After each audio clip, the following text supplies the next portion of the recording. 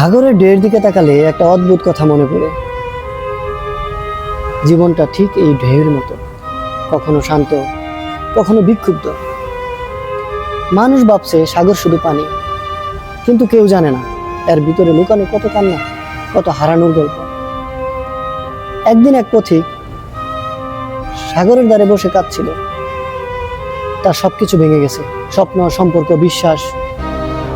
সে সাগরকে বলল, তুই এত শক্তিশালী, তোর তো কোনো কষ্ট নেই, দুঃখ নেই। সাগর ধীরে ধীরে ঢেউ ছুঁয়ে বলল, মানুষ ভাবে আমি বিশাল বলে আমার কোনো ব্যথা নেই, কিন্তু আমার প্রতিটি ঢেউই হলো না ফেরার স্মৃতি।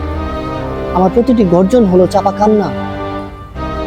যেমন তুই আজ ভেঙে পড়েছিস, আমি প্রতিদিন ভাঙি, আবার জোড়া লাগি, শুধুই আল্লাহর ইচ্ছাই। পথিক থেমে গেল, বুঝলো জীবনে যত জড়িয়ে আসুক, সাগরের মতো ভেঙে পড়ে আবার দাঁড়াতে হবে। কিন্তু একটা জিনিস কখনো ভুলে যাওয়া যাবে না, যার ভরসায় সাগরও টিকে আছে, সে আল্লাহ কখনো কোনো মানুষকে একা ফেলে যায় না।